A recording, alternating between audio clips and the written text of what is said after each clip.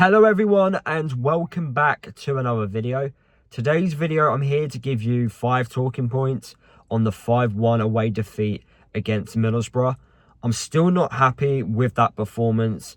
I'm really annoyed with the players in particular, and that's what's going to be my first talking point of the video. The players. I feel like the players are throwing Edwards under the bus here. Some players that played against Middlesbrough got given an opportunity which they've not had much of since the season has started, and they gave Edwards such a poor performance. Also, every time we concede a goal, our mentality is awful. We are one of the worst teams, I feel like, in the league right now when it comes to conceding a goal and then trying to bounce back from conceding. It takes us such a long time, and it's like every time we concede a goal, we need half time to hit us quickly, because it feels like the boys need another morale boost. You're not going to get a morale boost every time you concede a goal. Where are my leaders on the pitch? Why is our mentalities always dropping? Why is our confidence not there? Why is our body language awful? I'm getting fed up of seeing this from our players. That's not on Edwards at all. The players have to take responsibility there. If you're going to concede a goal, right, get on with it and move on and try and get that equaliser. Try and get back in the game. Stop dwelling on it and then don't go and concede another one. Because that's what we do. We concede a goal, heads drop, we perform awful for about 5 to 10 minutes, we're low on confidence, we give the other team as much confidence as possible, and then they get the second goal. And then we do the same thing again in the second half. We give them the third goal, we give them the fourth goal, we give them the fifth goal. It happened so often in the Premier League, and I thought it was because we lacked a little bit of leadership at the back. Well, it's continued again in this championship season, and the players have to step up. I'm getting sick and tired of players coming out after the game saying that they're supporting Edwards. You know, they want to play under him. Well, then prove it then. Why are you not proving it to us? Because at the moment, you're letting him down. The game plan against Middlesbrough, up until the point where they scored their first goal, it actually was working. But Edwards can't sort their mentality out if they're going to keep dropping their heads every time we concede a goal. That's not on Edwards. That's on the players. The players have got to take responsibility here. And it's frustrating because they're going to be the reason why Edwards gets the sack. Because if this continues, he's going to get the sack.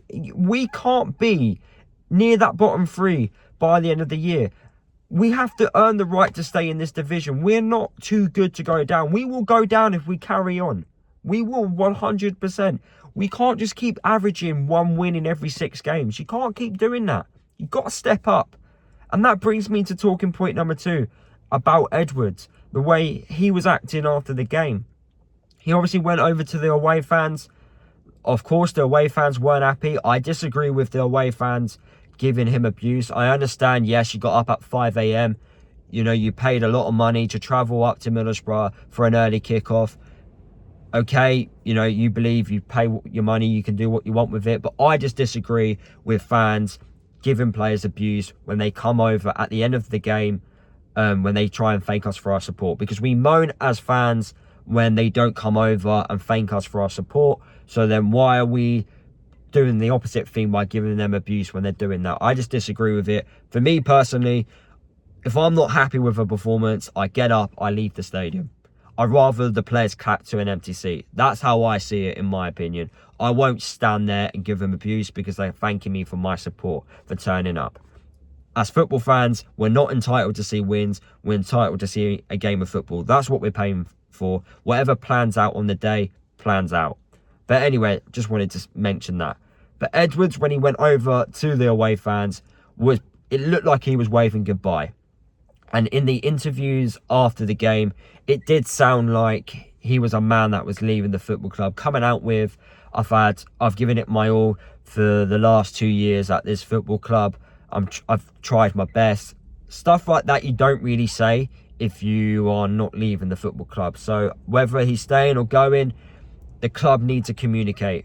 We can't go 2 weeks of silence. The club needs to come out and say, we're backing him, or we're going to depart ways with him. I think the club have got to say something this week. It can't just be silence. Moving on to talking point number 3. Woodro.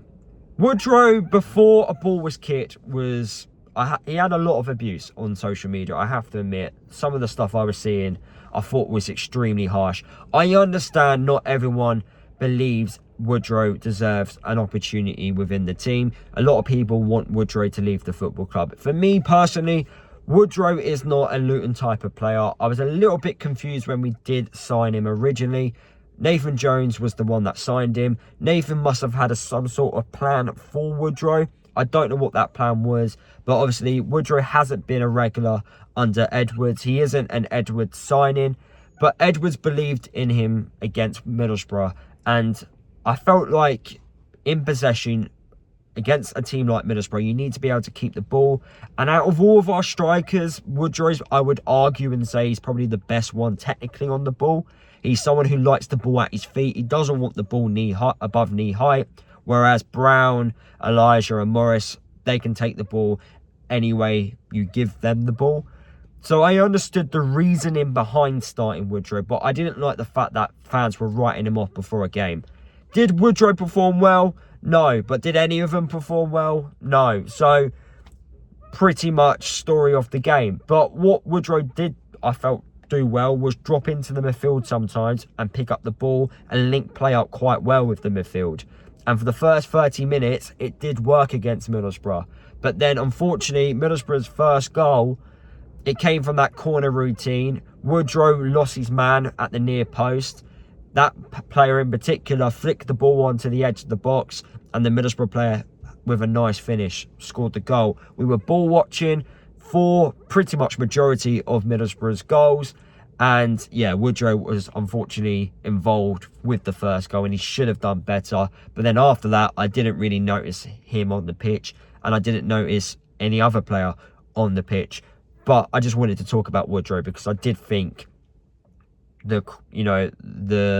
what people were saying online about him was harsh, and we need to, if the manager backs him, the manager backs him. Moving on to talking point number 4. The midfield. I've never known our midfield to be so lightweight.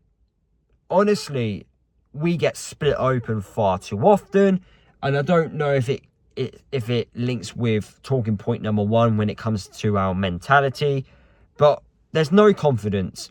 And then when we're got no confidence, we then don't know how to keep the ball.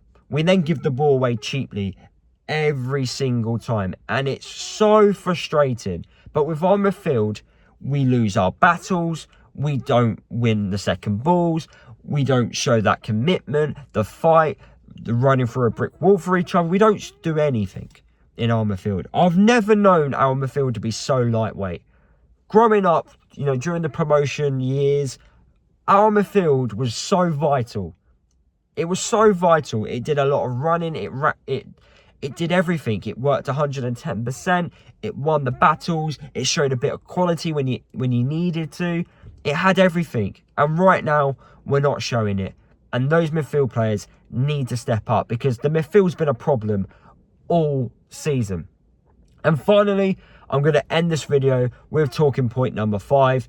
And that is, we've got no Morris against Hull. Morris has picked up another yellow card, and he is now suspended for the game against Hull City, which is our next game. Funny enough, with our players, when we needed them to show a little bit of fight and commitment and, put a few tackles in the Premier League last year, they weren't willing to do it. And players didn't get suspended last season. But this year, we're picking up quite a few, suspensions. Funny that. Why did we not see this last year? Oh, wait, you're frustrated. And then because you're frustrated on the pitch, you're lashing out on other players on the other team. That's why we're getting suspended. Some of these players need to have a hard, good look at themselves. I'm sorry. They really need to. And that's how I'm going to end this video. Drop a like if you enjoyed it. Comment below your thoughts. Subscribe if you're new. And I'll see you in tomorrow's video, where I'm going to talk a bit more about Rob Edwards and decide what needs to happen going forward.